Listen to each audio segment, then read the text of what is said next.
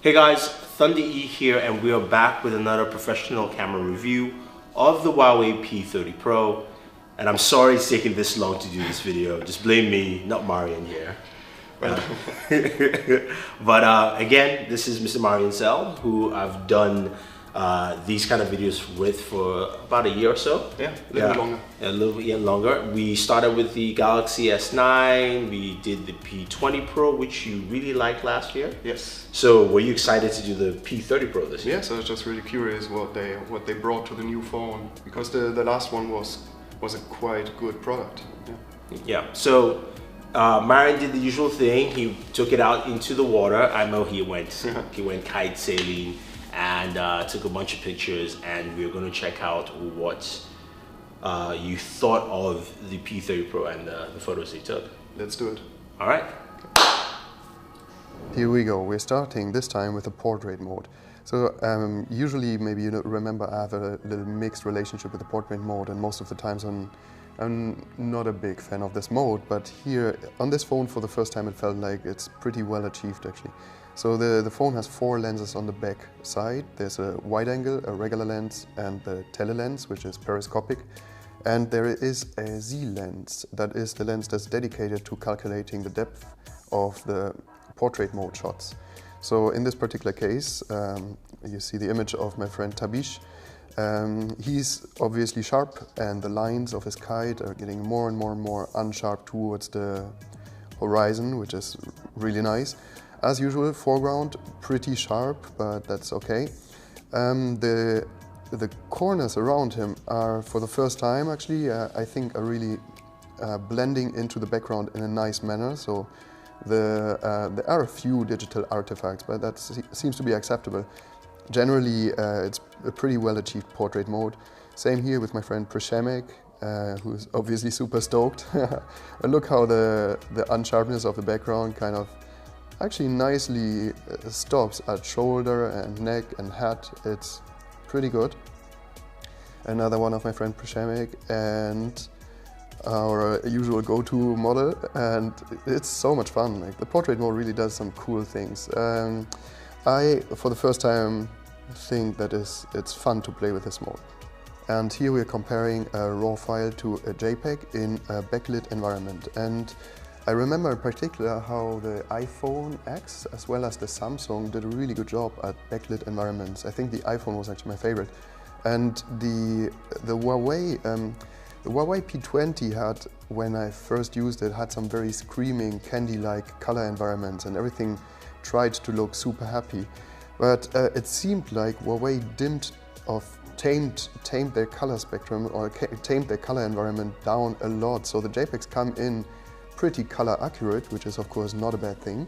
But I guess if you would compare this now to a shot with the iPhone or the Samsung, you might initially be a little bit underwhelmed by the file you get out of the Huawei.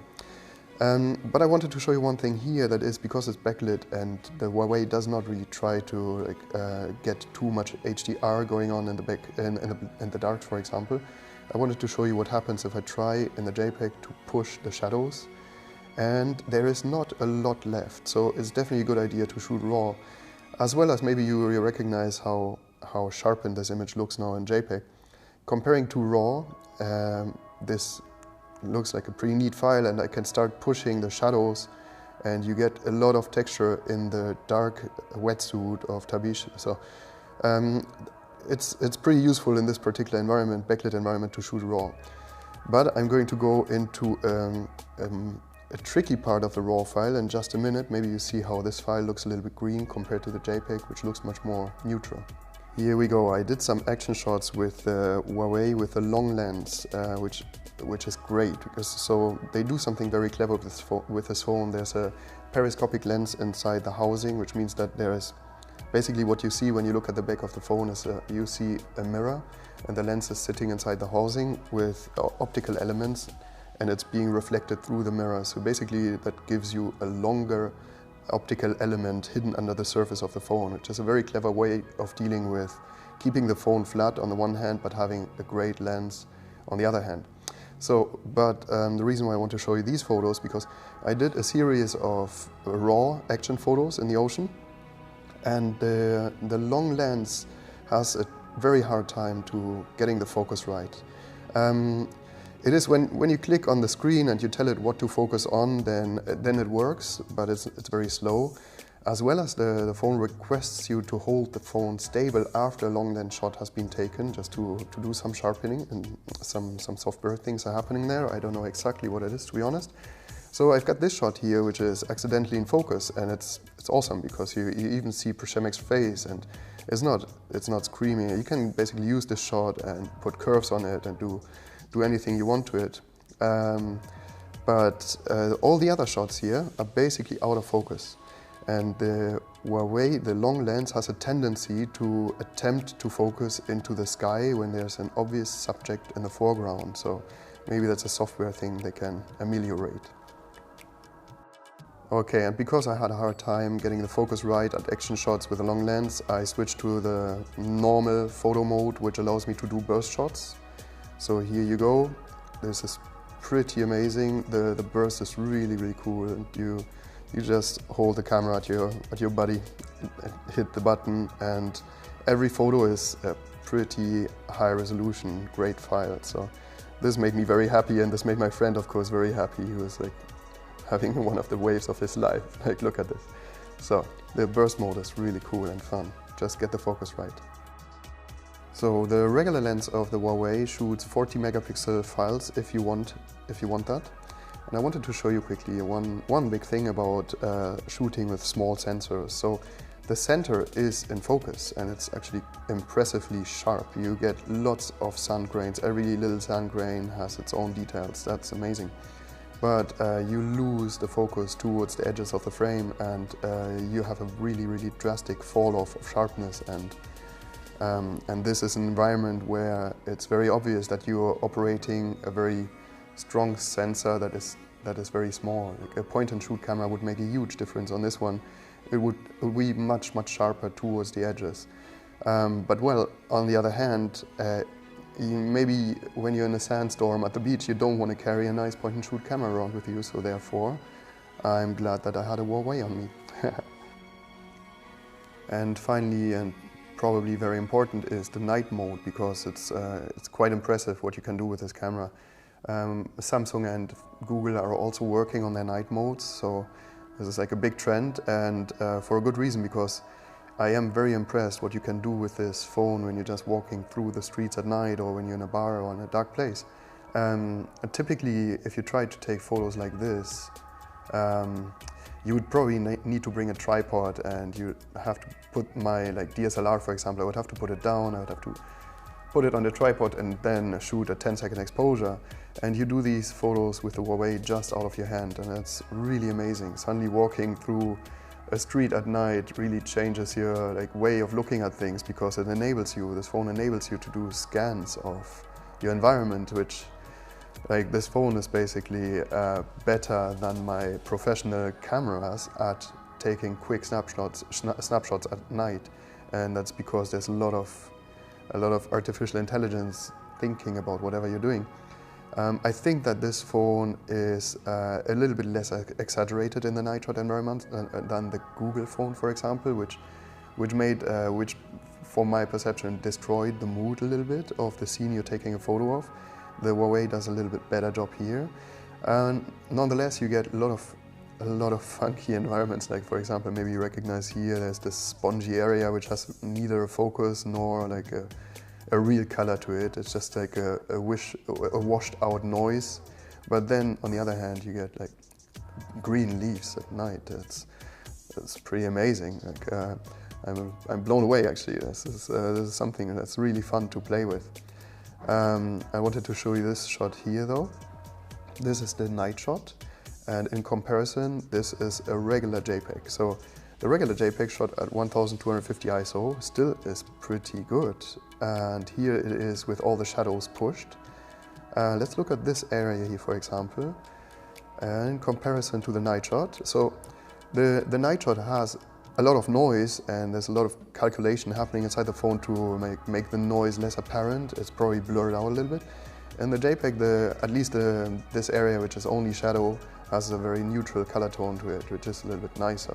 But well, depending on what you want to use these images for, the night mode is really fun to play with, and definitely great files to send to your friends, or like to do quick snapshots outside on the street with your friends.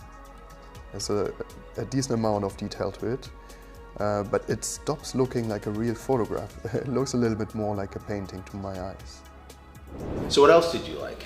Actually, so we've tested two phones that also had wide-angle lenses as of right now, or even ultra-wide-angle, and as of right now those lenses were relying on a small f-stop to cover the whole depth of field instead of having active focus. Okay. The Huawei actually has a focusing wide-angle lens. So the quality of the files is going to turn out a little bit better than on a phone that just relies on a small f-stop to cover the whole depth of field. So you can even like isolate with a wide angle lens, you can even isolate an object in the foreground from a slightly more blurry background, and that's actually pretty neat. And the other thing that I really liked was that the phone, if you were taking photos on a long lens, like in my case I was standing in the water, kite surfer's coming, I'm taking photos and then I'm waiting for a minute. The phone falls asleep, and when I wake it up, it goes instantly back to the previously used mode, which is very useful, because you don't have to like go through your camera whenever the action is coming back at you. You're just ready. That's great. One big advantage to the Samsung I want to say is that it also has the round edges. So when I was holding the Samsung in my hand, my fingertips always interfered with whatever I was trying to do. So sometimes it switched modes for me. The Huawei doesn't do this, so that's a big benefit for me at least. Great thing about this phone is the lenses. There's like a long lens inside, which is really, really strong, and it's lying inside the body of the phone sideways, and then there's the mirror to reflect the light. So the phone remains very flat, but still has optical elements to a long lens, which is great. Then there is a wide-angle lens, which is always fun to play with. Yeah, I want to say I'd rather have great lenses in my pocket in a phone than bad lenses. So this phone is definitely one of the big flagships on the market these days, I think. Okay, but you did run into some, I would say, some coloring issues, right? Yes, absolutely. So the interesting thing is the regular lens, the normal lens, uses a RYYB sensor, so it doesn't have a green. It doesn't receive the color green anymore, it receives twice yellow, and which is great because you get 40% more light into your sensor basically. On the other hand, Huawei leaves you behind with a problem. Like when you're shooting RAW files, they come in also very green.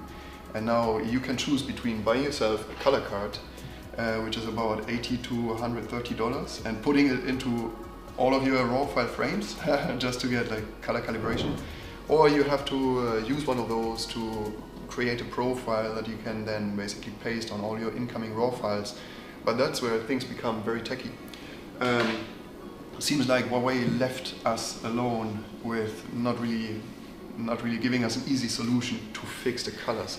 They're coming in very, very green. Actually, a red flower suddenly as a RAW file looks orange and not red, or like an orange car looks, what was it, like yellow instead of orange. Yeah. It's kind of funky, but it's obviously not what you want.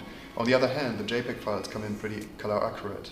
Yeah, I think it's something that if whatever profiles that Huawei is using to calculate on the JPEG, they should provide that at least so that in Adobe or something like that you can actually use to edit, because that would be an easier process for people using RAW files. Yeah. All right, cool. So it sounds like you really enjoyed this camera. Yeah, I did actually. Yeah. It was fun to play with, and it's a great little tool to have in your pocket. Okay. All right. So far this year, I know we've only done two. Yeah.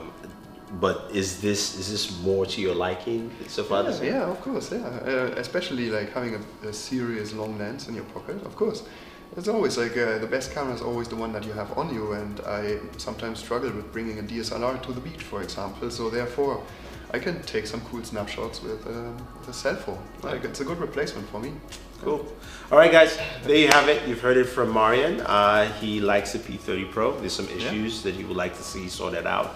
Yeah. Hopefully, Huawei can sort it out with the Mate 30 Pro coming out later this year. We'll see what happens with that. But if you want to check out and follow Mari himself, I have links for his social media. He's an excellent photographer. I mean, he does fantastic stuff. So definitely check it out and follow him on Instagram. I'll have a link for his Instagram channel there as well. Otherwise, thank you very much. I appreciate you guys watching. Again, sorry this was late. You know, things happen. But till next time, hopefully you enjoy this, and thank you. See you next time.